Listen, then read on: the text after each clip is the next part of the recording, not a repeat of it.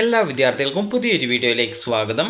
ഈ വർഷത്തെ +1 higher secondary second transfer അലോട്ട്മെൻറ്റിനുള്ള അപേക്ഷകൾ വിദ്യാർത്ഥികൾക്ക് നാളെ, അതായത് ജൂലൈ 31-ാം തീയതി വൈകുന്നേരം 4 മണി വരെ HSKP വെബ്സൈറ്റ് വഴി ഓൺലൈനായിട്ട് അപേക്ഷ സമർപ്പിക്കാവുന്നതാണ്.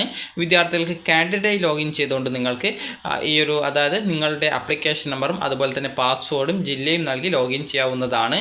നിങ്ങൾക്ക് കാൻഡിഡേറ്റ് ലോഗിൻ SWS എന്ന ലിങ്കിലൂടെയാണ് അലോട്ട്മെൻറ്റ് ലഭിച്ചിട്ടുള്ളത്, അതായത് മെറിറ്റ് കോട്ടയിലാണ് അലോട്ട്മെൻറ്റ് കിട്ടിയിട്ടുള്ളതെങ്കിൽ അതിൻ്റെ ആപ്ലിക്കേഷൻ നമ്പറും പാസ്വേഡുമാണ് ഉപയോഗിക്കേണ്ടത്.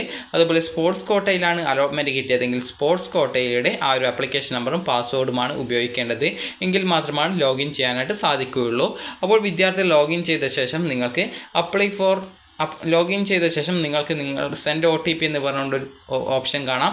ആ ഒരു സെൻഡ് OTP ബട്ടണിൽ ക്ലിക്ക് ചെയ്ത് നിങ്ങൾക്ക് നിങ്ങളുടെ അതായത് നിങ്ങളുടെ ഫോണിലേക്ക് വരുന്ന OTP നൽകിയ ശേഷം സബ്മിറ്റ് ചെയ്ത് കഴിഞ്ഞാൽ ഓപ്ഷൻ രജിസ്ട്രേഷനായിട്ട് വിദ്യാർത്ഥികൾക്ക് പിന്നീട് നിങ്ങളുടെ പ്രൊഫൈൽ പേജിലെ apply for school course transfer എന്നുള്ള ലിങ്ക് കാണാം.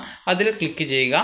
അപ്പോൾ അതിൽ ക്ലിക്ക് ചെയ്തുകൊണ്ട് നിങ്ങൾക്ക് നിങ്ങളുടെ ആവശ്യമായിട്ടുള്ള ഓപ്ഷനുകൾ നൽകാവുന്നതാണ്. ട്രാൻസ്ഫർ എൻട്രി എന്ന് പറഞ്ഞുകൊണ്ട് അവിടെ നിങ്ങൾക്ക് സ്കൂളിൻ്റെ കോഡ് നൽകാനും ഇതുപോലെ സ്കൂളിൻ്റെ ഒരു കോഡ് നൽകാനുള്ള ഒരു ബോക്സ് കാണാം. അതിന് താഴെയായിട്ട് നിങ്ങൾക്ക് ഏതാണ് കോഴ്സ് അത് സെലക്ട് ചെയ്ത് കൊടുക്കാനുള്ള ഓപ്ഷൻ ഉണ്ടാവും.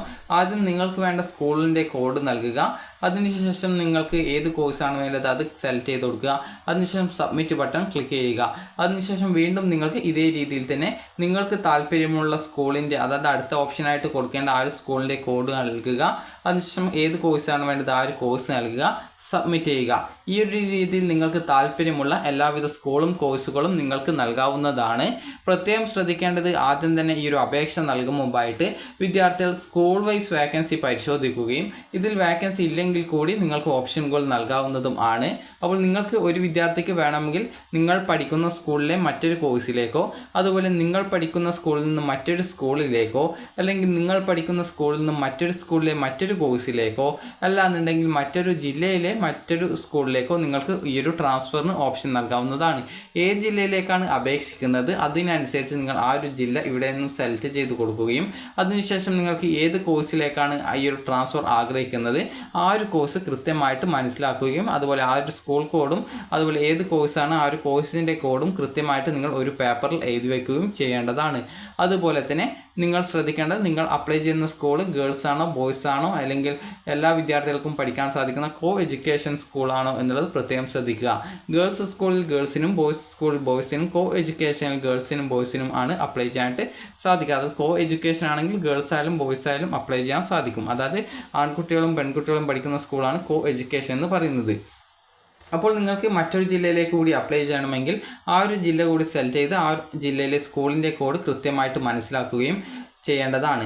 ഇനി വിദ്യാർത്ഥികൾ ശ്രദ്ധിക്കേണ്ട കാര്യം, നേരത്തെയുള്ള ആ ഒരു അപ്ലൈ ഫോർ ആ ഒരു ലിങ്കിൽ ക്ലിക്ക് ചെയ്ത് കഴിഞ്ഞാൽ നിങ്ങൾക്ക് ഈ ഒരു രീതിയിൽ നിങ്ങൾക്ക് സ്കൂളിൻ്റെ കോഡ് നൽകാനുള്ള ഭാഗവും അതുപോലെ കോഴ്സ് സെലക്ട് ചെയ്ത് കൊടുക്കാനുള്ള ഭാഗവും സബ്മിറ്റ് ചെയ്യാനുള്ള ഒരു ഭാഗവും കാണും. അപ്പോൾ ഇവിടെ നിങ്ങൾക്ക് താല്പര്യമുള്ള എല്ലാവിധ സ്കൂളിൻ്റെ കോഡും, അതായത് നിങ്ങൾക്കിപ്പോൾ നിലവിൽ പഠിക്കുന്ന സ്കൂളിലേക്കാണ് മറ്റൊരു കോഴ്സിലേക്കാണ് മാറേണ്ടതെങ്കിൽ അവിടെ നിങ്ങൾക്ക് ആ ഒരു സ്കൂളിലെ കോഡ് നൽകുക. അതിനുശേഷം ഏത് കോഴ്സിലേക്കാണ് മാറേണ്ടത് അത് സെലക്ട് ചെയ്യുക, സബ്മിറ്റ് ചെയ്യുക.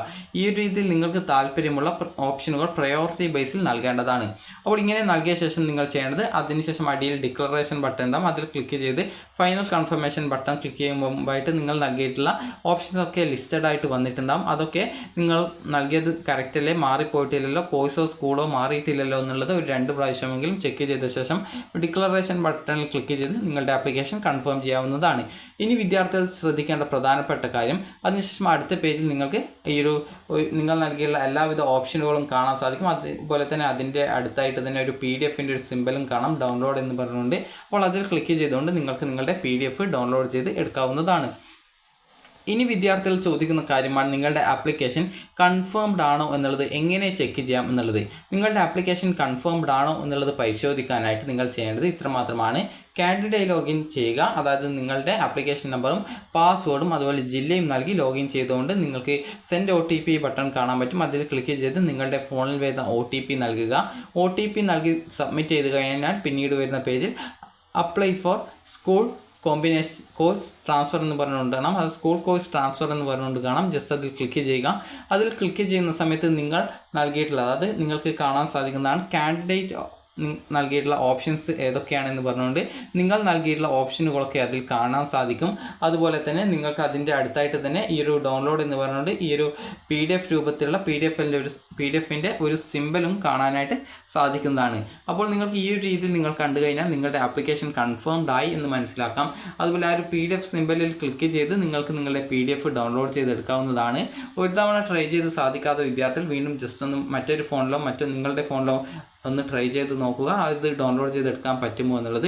അപ്പോൾ ഈ രീതിയിൽ നിങ്ങൾക്ക് നിങ്ങളുടെ നൽകിയുള്ള ഓപ്ഷൻസും അതുപോലെ അവിടെ PDF-ൻ്റെ സിമ്പലിൽ ഡൗൺലോഡ് എന്ന് പറഞ്ഞുകൊണ്ട് ആ ഒരു സിമ്പലും കാണുന്നുണ്ടെങ്കിൽ നിങ്ങളുടെ ആപ്ലിക്കേഷൻ കൺഫേംഡ് ആയി എന്ന് മനസ്സിലാക്കാം. വിദ്യാർത്ഥികൾ ഈ ഒരു ട്രാൻസ്ഫർ ഓപ്ഷൻ നൽകുന്ന സമയത്ത് പ്രത്യേകം ശ്രദ്ധിക്കേണ്ടത് നൽകുന്ന ഓപ്ഷനോ സ്കൂളോ മാറിപ്പോയത്, അതുപോലെ കോഴ്സും മാറിപ്പോയരുത്. അതുപോലെ നിങ്ങൾക്ക് താല്പര്യമുള്ള കോഴ്സിലേക്ക് മാത്രമേ ഓപ്ഷൻ വെക്കാവൂ. അതുപോലെ നിങ്ങൾക്ക് താല്പര്യമുള്ള അതായത് ട്രാൻസ്ഫർ കിട്ടിക്കഴിഞ്ഞാൽ അഡ്മിഷൻ എടുക്കുമെന്ന് ഉറപ്പുള്ള സ്കൂളുകളും കോഴ്സുകളും മാത്രമേ ഓപ്ഷനായിട്ട് വെക്കാനും പാടുള്ളൂ. അപ്പോൾ വിദ്യാർത്ഥികൾക്ക് ഈ ഒരു വീഡിയോ ഉപകാരപ്രദമായിട്ടുണ്ടെന്ന് കരുതുന്നു. അതുപോലെ ട്രാൻസ്ഫർ അലോട്ട്മെൻറ്റ് റിസൾട്ട് പ്രസിദ്ധീകരിക്കുന്നത് ഓഗസ്റ്റ് 2-ാം തീയതിയോടെ വിദ്യാർത്ഥികളുടെ ട്രാൻസ്ഫർ അലോട്ട്മെൻറ്റ് റിസൾട്ട് പ്രസിദ്ധീകരിക്കുന്നതാണ്. അപ്പോൾ നാളെ വൈകുന്നേരം 4 മണി വരെയാണ് ഈ ഒരു അപേക്ഷ നൽകാൻ സാധിക്കുക. മെറിറ്റ് കോട്ടയിലും സ്പോർട്സ് കോട്ടയിലും അലോട്ട്മെൻറ്റ് കിട്ടിയിട്ടുള്ള വിദ്യാർത്ഥികൾക്ക്, അതായത് HSK വെബ്സൈറ്റിലെ കാൻഡിഡേറ്റ് ലോഗിൻ SWSY അലോട്ട്മെൻറ്റ് കിട്ടിയിട്ടുള്ള വിദ്യാർത്ഥികൾ അതിൻ്റെ ആപ്ലിക്കേഷൻ നമ്പറും പാസ്വേഡും അതുപോലെ ജില്ലയും ഉപയോഗിച്ച് ലോഗിൻ ചെയ്യുക. കാൻഡിഡേറ്റ് ലോഗിൻ സ്പോർട്സ് വഴി അലോട്ട്മെൻറ്റ് കിട്ടിയവർ അതിൻ്റെ ആപ്ലിക്കേഷൻ നമ്പറും പാസ്വേഡും ജില്ലയും ഉപയോഗിച്ച് ലോഗിൻ ചെയ്ത് നിങ്ങൾക്ക് ഈ ഒരു അപേക്ഷ നൽകാവുന്നതാണ്. അതുപോലെ വിദ്യാർത്ഥികൾ ഈ ഒരു ലോഗിൻ ചെയ്യുന്ന സമയത്ത് നിങ്ങൾക്ക് പ്രത്യേകിച്ചൊന്നും കാണുന്നില്ല, വെറും വൈറ്റ് സ്ക്രീൻ മാത്രമേ കാണുന്നുള്ളൂ എങ്കിൽ അത് നിങ്ങളുടെ അവിടുത്തെ ആ ഒരു ഇൻ്റർനെറ്റിൻ്റെ പ്രോബ്ലം ആയിരിക്കും. അപ്പോൾ നിങ്ങൾ ജസ്റ്റ് നിങ്ങളുടെ വീട്ടിലുള്ള മറ്റൊരു ഫോണിലോ അല്ലെങ്കിൽ മറ്റൊരു ബ്രൗസറിലോ, അതായത് നിങ്ങളിപ്പോൾ ഗൂഗിൾ ക്രോമാണ് ഉപയോഗിക്കുന്നതെങ്കിൽ ഒപ്പേറ മിനിയോ മറ്റോ ഉപയോഗിക്കുക. അപ്പോൾ അങ്ങനെയെങ്കിൽ നിങ്ങൾക്ക് ആ ഒരു പേജ് ലഭ്യമാകുന്നതാണ്. അല്ലെങ്കിൽ മോസില്ല ഫയർഫോക്സ് എന്ന് പറഞ്ഞുകൊണ്ട് പ്ലേ സ്റ്റോറിലൊരു ബ്രൗസറുണ്ട്, അത് ആരും ഉപയോഗിച്ച് കഴിഞ്ഞാൽ നിങ്ങൾക്ക് കൃത്യമായിട്ട് ഈ ഒരു വെബ്സൈറ്റ് കിട്ടുന്നതാണ്. അപ്പോൾ വിദ്യാർത്ഥികൾക്ക് ഈ ഒരു വീഡിയോ ഉപകാരപ്രദമായിട്ടുണ്ടെങ്കിൽ ലൈക്ക് ചെയ്യുക, ഷെയർ ചെയ്യുക. Thank you for watching.